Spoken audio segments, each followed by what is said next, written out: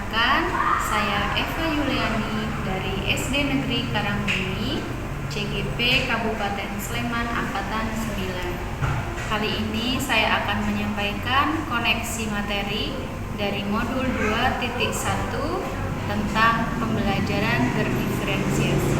Diferensiasi adalah usaha guru untuk menyesuaikan proses pembelajaran yang disesuaikan dengan kebutuhan murid. Untuk itu, ada 3 aspek kebutuhan murid yang harus diperhatikan oleh guru. Yang pertama adalah kesiapan belajar, yang kedua minat murid, dan yang ketiga profil murid. Aspek pertama, kesiapan murid. Seorang guru harus mengetahui sejauh mana informasi oleh murid, bahan belajar yang sudah disiapkan oleh murid, apakah dia sudah menguasai materi prasyarat ataukah belum. Untuk mengetahui kesiapan murid, guru dapat menggali dengan menggunakan asesmen diagnostik atau diagnostik awal dalam pembelajaran. Yang kedua, aspek minat. Guru harus mengetahui minat manakah yang disukai oleh murid ataukah aktivitas yang menggunakan visual, audio, atau permainan. Dan yang ketiga, aspek profil belajar murid atau gaya belajar. Dan yang sangat sering dilihat oleh pengamat bahwa gaya belajar murid ada 3. Yang pertama, gaya belajar visual atau suara. Yang kedua, audio. Yang ketiga, kinestetik.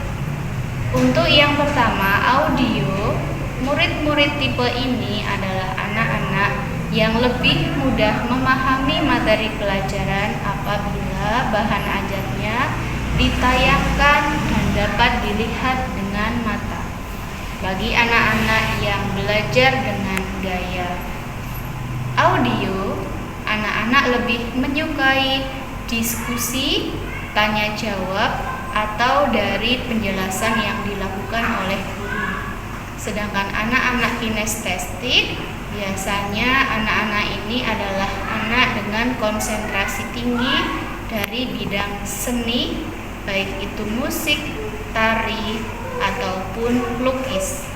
Biasanya anak-anak kinestetik ini memiliki agresivitas, bisa dengan permainan atau dengan cara belajar berpindah posisi duduk.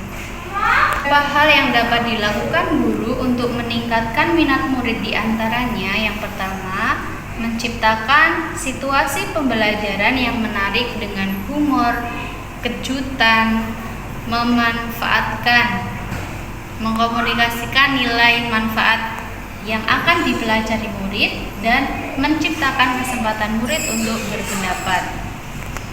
Menurut Tomlinson dalam bukunya Fokus pada Minat, seorang guru harus fokus pada minat anak karena minat anak itu ada sangat banyak sekali jenisnya. Ada yang minat kepada seni, melukis, literatur, teknologi, artistik, ilmu sains, matematika, sejarah, jalan-jalan, wartawan, musik, bisnis, kepahlawanan, kerajinan, merancang, fotografi. Ada satu hal yang perlu guru ketahui, bahwa dari 3 profil gaya belajar murid, mungkin akan dijumpai bahwa ada anak yang memiliki kecerdasan lebih dari 1.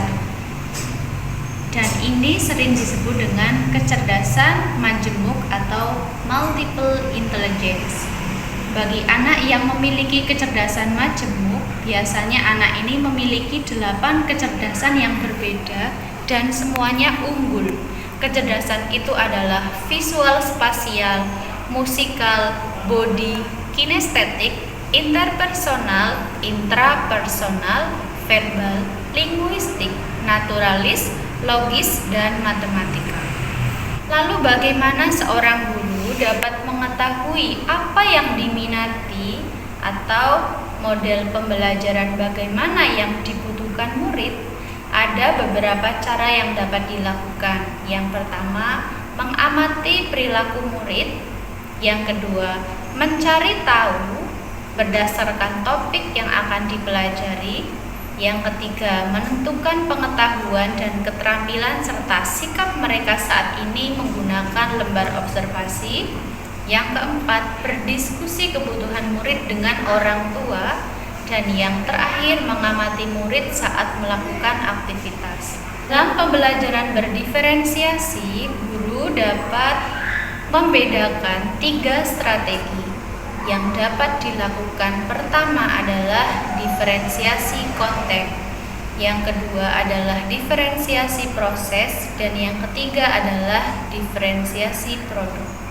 Dalam diferensiasi konten, materi atau soal asesmen dapat guru sesuaikan dengan kemampuan murid.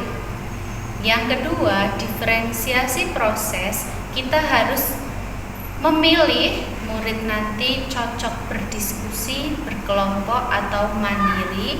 Apakah perlu diberikan soal yang menantang atau diturunkan grade-nya, perlu dibimbing secara mandiri atau perlu ditinggal mandiri sepenuhnya, atau perlu kita tunggu sampai proses belajar selesai. Dan yang terakhir, diferensiasi produk, apakah hasil kerja yang nanti dilakukan murid berupa pidato rekaman, gambar, iklan, masakan, atau karya cerita.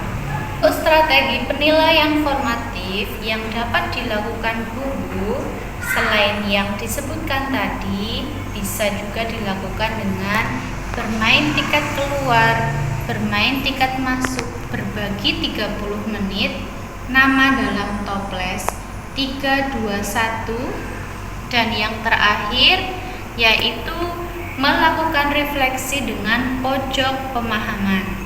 Nah, untuk tiket keluar dan tiket masuk ini sering dilakukan oleh Bapak Ibu guru, misalnya saat perkalian anak-anak yang bisa menjawab masuk lebih dahulu, dan nanti saat mau pulang anak-anak yang bisa menjawab dia mendapatkan tiket untuk keluar.